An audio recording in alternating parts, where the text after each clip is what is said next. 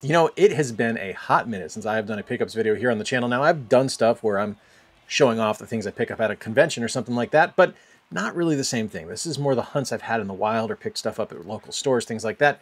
And I kind of want to go back and share the things I've picked up over the last 6 months. What's going on, everybody? I'm Jay. Welcome to Square Pegs. If this is your first time here, I do a couple videos a week talking about the best of retro and modern gaming. I'd love to have you stick around, hang out, click that subscribe button, kick the tires on the channel. We talk about video games. We like to keep things chill, keep things calm, keep things relaxed, and just have a good time talking to each other. If this is your first time here, welcome. Glad you're here. I'm going to be talking today about my pickups over the last few months. I'm going to do things the way my friend Stuart from Generation Pixel does them. Check out the link to his channel on screen right now.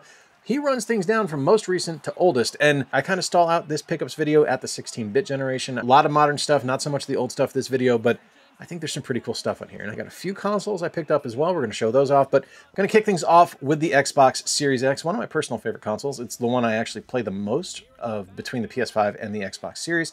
And I know that puts me in the minority. That's okay. But we're going to start things off. A game I pick up every year. If you are new to the channel, this is my favorite video game series of all time. Yes, I know it's iterative. Yes, I know it's sports.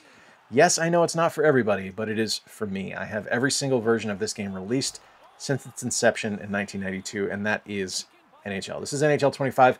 This actually does a pretty good job of kind of modernizing the game a little bit. One of the biggest issues that sports games see on a console generation iteration is that they don't necessarily age terribly well. Sometimes things kind of get a little clunky and you're stuck trying to develop for previous generations while also trying to develop for current generations at the same time. And this one actually realizes what NHL could be on a current gen console. I really enjoy it. It's really well done. I hate the Be a Pro mode, which sucks because it is one of my favorite modes, but they like completely and utterly refuse to update it. Like, it is identical to what it was 10 years ago now, I think. And that's a shame. Like, it is the same speech patterns, the same introduction to the course, or the same introduction to the mode, the same exact everything. And it is lazy and unfortunate, and it needs to be redone. When I look at stuff like what we see with, as much as I don't like things like the island on WWE 2K25 or the stuff that has like the equivalent on the NBA 2K games, you're able to get into the role. You're able to be your character. And that does not happen in NHL. And it's, frankly, it's bullshit. It needs to be addressed. It needs to be fixed. Next up, I recently featured this on my 10 fighting games on 10 consoles video. Be sure to check out the link on screen right now if you're curious about that one. And this is King of Fighters 15. This is the latest entry in the King of Fighters series, my personal favorite fighting game franchise, where you get to create a team of fighters, you go up against another team of fighters, and you work your way through. It is basic, simple fighting game mechanics. There's nothing really being reinvented here, nothing crazy out of the ordinary that you would expect, but it works. It's fun. It looks great. It plays brilliantly well. It is a really excellent fighter, and if you like fighting games and you haven't played King of Fighters in a while, I would urge you to check this one out, because it to me feels like kind of a return to form of like King of Fighters 99, King of Fighters 2000, somewhere in that region, where things are a little bit faster, a little bit more fluid. It's a really excellent game, and tons of great characters in it as well. Like, lots of memorable characters that you know and are familiar with from the KOF series, and some new ones introduced as well that are actually really cool. This one got a lot of hate, and I don't really know why, other than the fact that it is from Ubisoft, and it is Star Wars, because if there are two things that are flashpoints for people to just, like, hate for no reason whatsoever, it's Star Wars and Ubisoft. I'm really enjoying Star Wars Outlaws, at least what I've played so far. I think it's a cleverly designed title that feels like a Star Wars game. Like, it feels like a... Okay, I like Ubisoft, so I don't mean this as an insult, but it is very much an Ubisoft Star Wars game. It feels very true to form for the games that they have designed, if for lack of a better term. It's not bad. It doesn't do anything terribly ambitious. Like, it doesn't try to reinvent the wheel or anything like that. Like, this isn't when Ubisoft put out what they claimed the original Watch Dogs was going to be, or what they promised with Assassin's Creed. It was just a very true to engine and true to environment Star Wars game. And that's not necessarily a bad thing. I think it's fun. I think there's some clever mechanics in it. I think there's some clever gameplay options, and I think it has a really good look. I do like this one. All right, next up, and I want to show off a thing I printed for it first. This is my stand for my brand new PlayStation Portal. I really did just pick this up a couple of months ago. I wasn't sold on it. I think I mentioned that when I did my PS5 video a couple of weeks ago. It wasn't something that I was really interested in.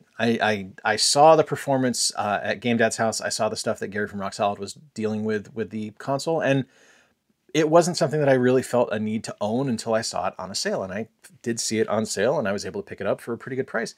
And while I do have some performance issues with it, and it doesn't necessarily work quite to the level that Sony claims it works, I do think it's actually a pretty cool machine.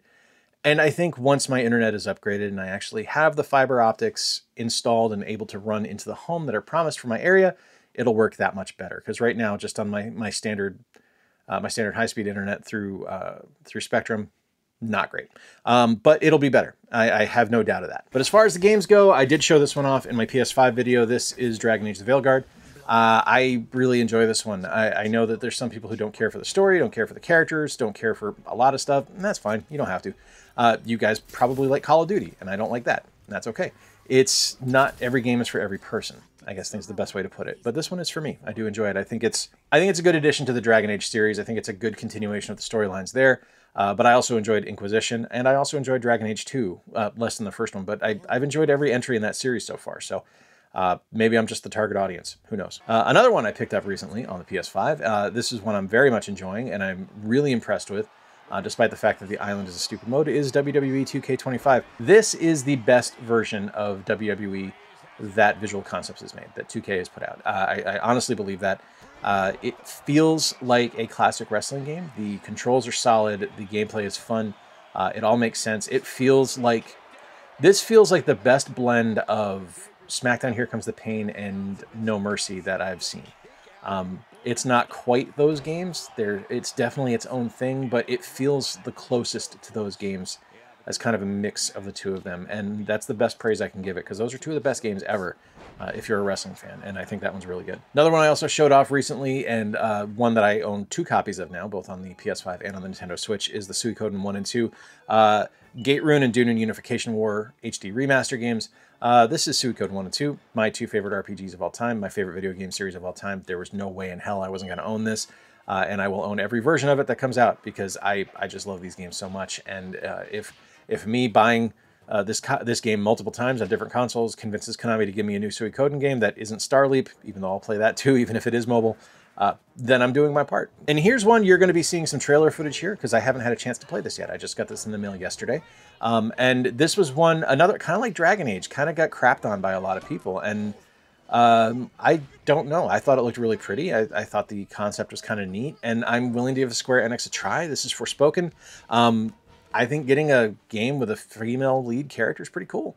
Getting a female person of color as a character lead is pretty cool. You don't see that very often in video games. I'm excited to try this one out. I thought the mechanics looked really good. I thought the concept behind the game was really neat as well.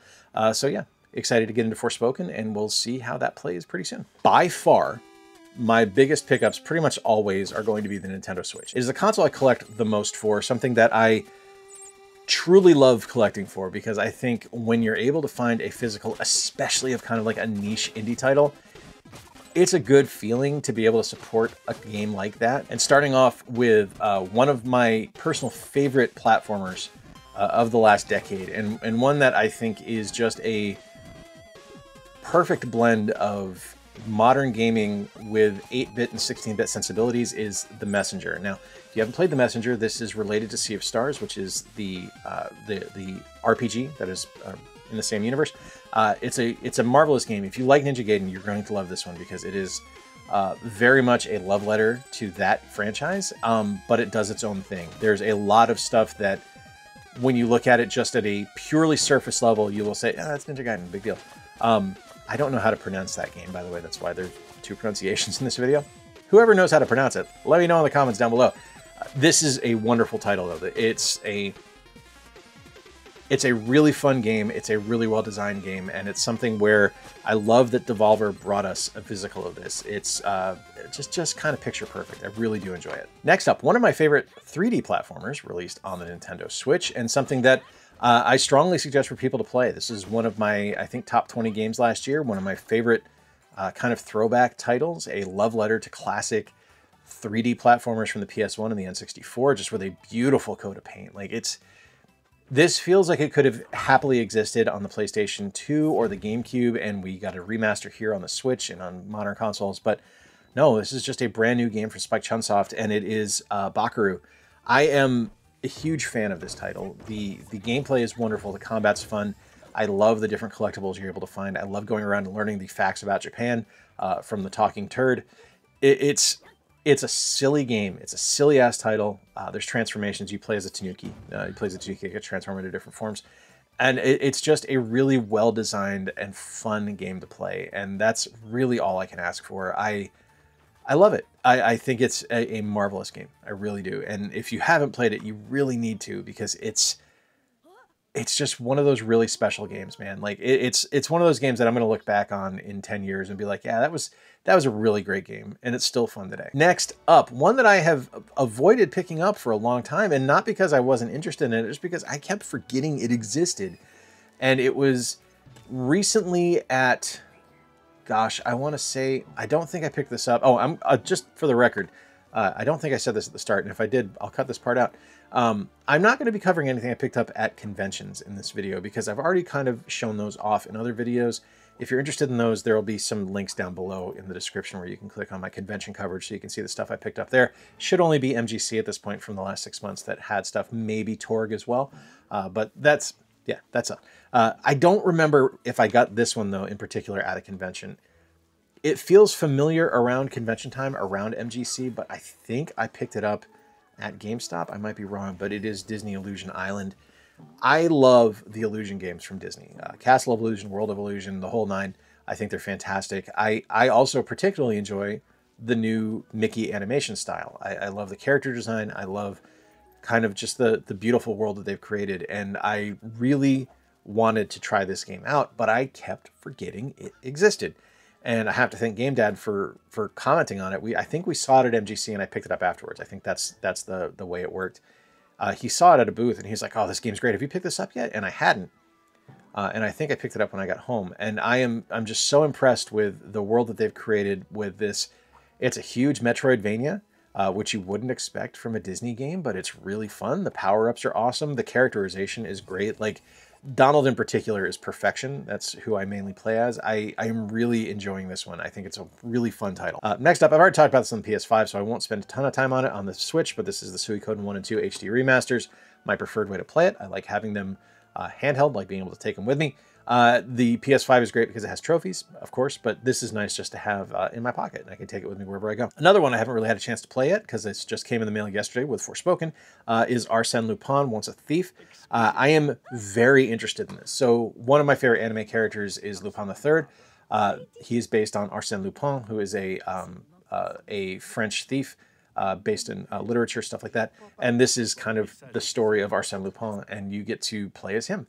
And I am really intrigued by it. There's some puzzles. It feels a little bit kind of like a blend of, at least from what I've seen, it feels a little bit like a blend between Professor Layton and Myst, I guess, for lack of a better term. I don't know. There'll be some footage here so you can see what I'm talking about. But it was one where the title I was immediately in, and then I was excited to play it.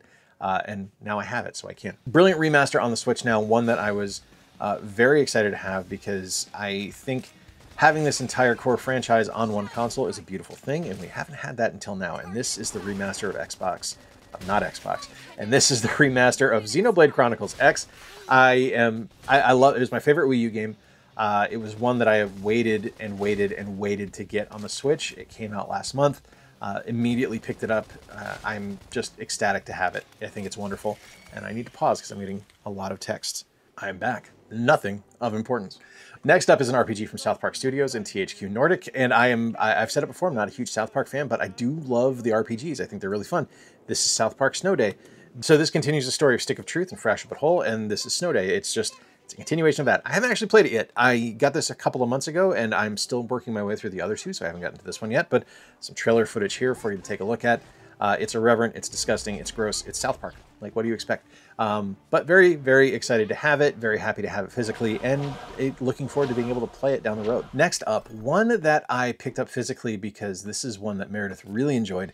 It's a game that I think is really well done. It blends a beautiful mix of kind of puzzle solving and RPG combat and exploration.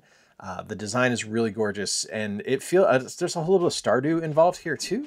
And I think it's really clever. This is Potion Permit. This actually gets you not only the base game, but also all of the DLC, which I think is like 30 pieces of DLC all on the cart, which is exciting. It's a game that I played first a couple of years ago, and I thought it was really strong, and I gave it to Meredith to try out, and she really enjoyed it. And I was contented to have it digitally, but knowing that there's a physical release now, happy to have that as well. Just well worth playing if you haven't done so. I am a big fan of that game, and I think it's a well-designed title that doesn't lean too heavily in one direction. It just gives you a nice balanced area of gameplay that is really cool. Next up, one that I owned for a while and got rid of and recently bought back because I wanted to give it another shot. I have not been able to get into these 3D games, but this last time I picked it up on the Switch, it finally is starting to click for me. I still prefer 2D, but Metroid Prime HD Remaster, excited to have it. I'm looking forward to 4. I'll be honest with you, I don't know if I need to play 2 and 3 as well to understand the whole story, and if I do, then, I mean, oh well, I'll skip them, I guess, but unless we magically get HD remasters on Switch 2, Nintendo, if you're listening, please. But I was happy to pick this one back up because I wanted to give it its fair shot. I wanted to try it out again. And I don't know why it didn't click for me before. Maybe I was just so set in my ways of playing 2D Metroid games that that's what I wanted, but I actually think this is really well designed. And I know, like, shocker, right? Everyone knew this is well designed. It just didn't click for me, but this time it does. And I'm happy that it finally did. Big fan of Mega Man and Mega Man-like games, and I am excited that Gravity Circuit exists. It's a brilliant 8-bit or 16-bit style platformer. It feels like a lost Mega Man title. It looks great. It sounds great. It plays brilliantly well. It's one that was suggested to me. I want to say it was suggested to me by John from Biddy Kong's Quest. There's a link to his channel on screen right now. And if it wasn't suggested by him, congrats, John. Hope you get some clicks out of this. But it's a really solid kind of modern retro game. It's a wonderful throwback. I'm stoked. Next up, I am not a huge Atari fan. I'm just not. I never have been. But I am a huge fan of what Digital Eclipse does. And this is the extended Atari 50. This gets you all the expanded games. So tons of DLC added, tons of extra games added. And it still gives you that beautiful package of walking through the history of Atari and like all the documentaries and all of the design docs and spec sheets and things like that that you can review. It's a really unbelievable package that Digital Eclipse put together along with Atari. I am a bigger fan of Atari games because of this collection. It's also pretty cool that you get like 120 games in one package, which is really nice. I love it though. And it's not because of the gameplay. Like there's some games that just don't work for me. Some games I just don't get into, but the overall collection and reading the history behind the games and learning about the history of the games is amazing to me. Got really lucky getting this one because I know a lot of people have struggled to find it and that sucks for them, but I hope that they do stick to their word and they actually do restock. This is the Lunar 1 and 2 collection from Gung Ho. I am so happy that I was able to get that. I've wanted to add the Lunar games back to my collection for a long time, and I couldn't justify the price of getting Lunar and Lunar 2. And to get them in a collection, while I would prefer the originals, happy to have those here. And I think it's a really nice collection. Like a lot of people were really worried, and a lot of purists, especially Working Designs fans, are very adamantly against this collection because it doesn't give you the original voiceover when it was redubbed here in the States. But it is something that the games are such classic RPG fare and such signature RPG elements of the Sega CD generation or the PS1, if that's where you first played them, like me, that's where I first played them. It's so nice to have them back and playable in a modern console. And when we didn't get Lunar or Lunar 2 on the Genesis Mini or the Genesis Mini 2, I kind of thought it was dead in the water and we'd never see these games come back. But to get a collection is pretty amazing. And final Switch game that I have, and then we'll be jumping back a generation, is one that I saw suggested by Retro Rob. If you guys remember Rob, I mean, he's just Rob now. I'm sorry, no longer Retro Rob. But if you guys don't know Rob, Rob is one of my favorite creators and just an all-around great guy. He had a YouTube channel for a year. It was an experiment for him to see how far he could get. He runs a fantastic Instagram page where he talks about just the things he loves. He recently was acting in a play down in Texas, and he looked great. And he shared that he picked up a new Hellboy game on the Switch called The Web of Weird. And when he told me it was on sale on Amazon, I picked up a copy. And not only do you get the game, you also get a Mike Mignola art book, which yes, please, one of my favorite comic artists of all time, featuring one of my favorite comic characters of all time. Mignola, of course, is the creator of Hellboy. This is a brawler. It's a roguelike brawler, so yeah, you're speaking my language here. When you've got Hellboy and roguelike and brawler, yes, please. Unfortunately, I haven't had a chance to play it yet. You are seeing gameplay footage from me because this is one I'm going to try out later this week. And you are seeing the gameplay footage from me. And I will break in now and tell you what I actually think about it.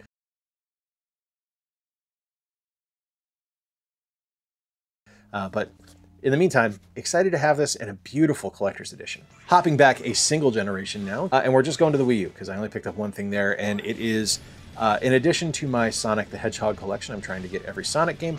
This is Sonic Lost World. I've never played this. I saw this at one of my local shops. I was like, oh, a Sonic game I don't have, and immediately grabbed it. It's for the Wii U. It was like 25 bucks, 20 bucks, something like that, somewhere in that range. Just, you know, it's one of those things where when I started really getting into collecting the Genesis last year during the summer of Sega, I was really enjoying picking up Sonic games or Sonic adjacent titles, and I kind of got it in my head that I wanted to pick up all the Sonic titles. So saw it, had to have it.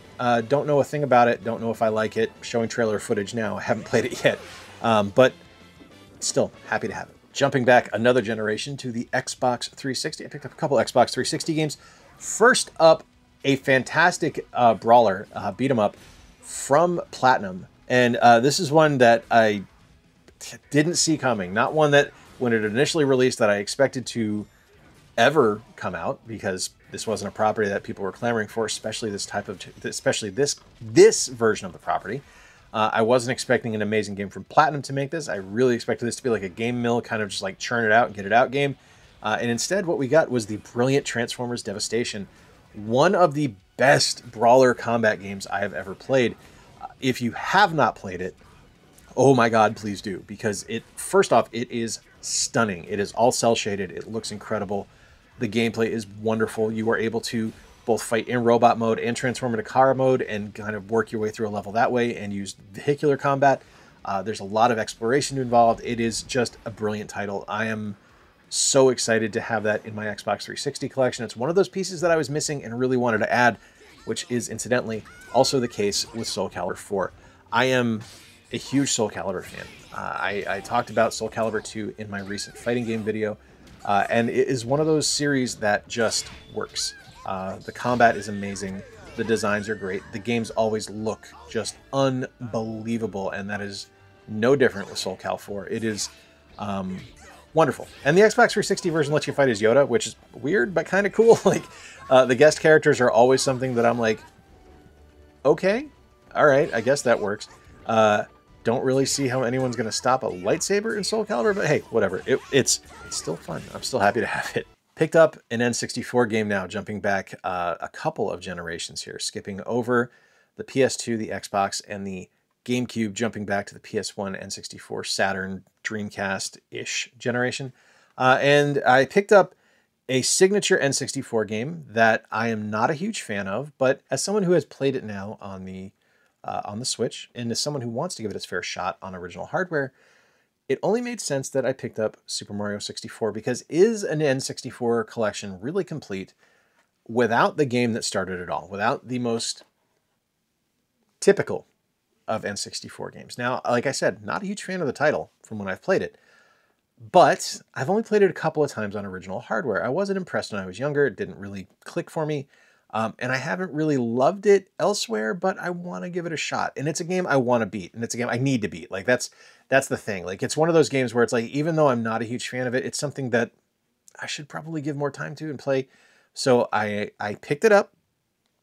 Kind of wanted to do a side-by-side to show it off between emulation and things like that, just to see if there's any major differences, major flaws. So that might be coming down the road, probably as a short somewhere.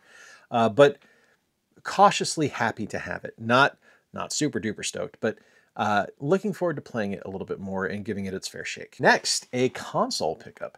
I showed off the PlayStation Portal earlier. Now we're going to the original PlayStation. This is a PS1. I haven't owned a PlayStation, original PlayStation, in about 20 years. I got rid of mine when I got my PS2 because I didn't have any need for it. And truth be told, don't really have a need for this, but I think it's pretty cool. I've always kind of liked the form factor design of the PS1. And this is one that Game Dad had in his overstock and was getting rid of. And I was like, yeah, no, let me pick that up for me. And happy to have it now. It's something where, while I don't mind playing PS1 games on the PS2, there's just something about that original hardware. And eventually I'll get the add-on screen for this because I just think that is such a interesting accessory to have for a console. Like, I just think it's cool. I really do. I'm very happy to have this one. Thank you to Chris for hooking me up. It's just neat to have. It's just cool. Not the neatest thing I've picked up by any stretch of the imagination, but I do think it's cool. And of course, on the PS1, you need to have a game to play on the PS1. And this is, I picked this up. This is I haven't played this one. I've played the original in this series, but I'm excited. I picked up Alundra 2. Found this at a local shop. Was happy to pick it up. I think, don't know how good it's going to be. Like I said, I haven't played this one, but interested to try it out because I really did enjoy the first one. And it's a really good kind of an action-y RPG. I'm excited to have it. I don't necessarily think it's like a barn burner or anything like that. It's not like the greatest game of all time, but I think it's cool. Over to the Genesis now. And I picked this one up. I wanted to pick up more stuff for my Genesis. Like I had kind of eased off picking up stuff for the Genesis since the summer of Sega last year, where I picked up a lot of Genesis stuff. And I haven't picked up a ton this year. In fact, there's only a single Genesis pickup. But I think it's a good one. And it's a complete in box one, which I'm excited about. And it is Mickey Mania. I have not been fair to this game, I don't think. I've reviewed it in the past, and I don't think I gave it its fair shake, and I wasn't giving it enough time to really let the kind of game fully sink in, and I wanted to give that more of a fair shake and enjoy it a little bit more. So excited to have this one now, excited to spend more time with it, and really enjoy a Mickey game, because I mean, like, I picked up that one and Illusion Island over the last few months, and just, I love the Disney games. Our final console pickup is a Super Nintendo. I haven't owned a Super Nintendo since, boy, probably 2005, 2006, somewhere in there. And I picked up a Super Nintendo 2, or Super Nintendo Junior from Game Dad, again. And this is one that much as I like the original Super Nintendo, I actually prefer the kind of line look of that one. I think it looks a little bit better. I do miss the eject button and stuff like that, but I like having this. I like having a Super Nintendo option back in my collection. Like, it's still significantly easier for me to just record footage off of my Retron, and that's why I have one, just for ease of use, to be able to provide you fine folks with gameplay footage. But having original hardware is always the preferred way to play. It's always the best way to play, and happy to have that now. And you would think because I picked up a Super Nintendo, I would have picked up some Super Nintendo games, and you would be mistaken, because I did not. I did, however, pick up some Super Famicom games, and the cool thing about that is I can actually use Rock Solid Productions' SNES Junior mod kit to make it so this will actually play Super Famicom games as well. And I picked up 3 on the Super Famicom because these were 3 games that I've wanted to own, but I didn't want to pay the prices for the US releases. And I was able to get all 3 of these games for under $20 because it was buy 2, get 1 free at my local shop. So I picked up Super Donkey Kong, also known as Donkey Kong Country, Super Donkey Kong 2, also known as Diddy Kong's Quest, and I picked up Super Donkey Kong 3, also known as the one with Dixie Kong that I can't ever remember the name of. Sorry. But excited to have these. Like, these are ones.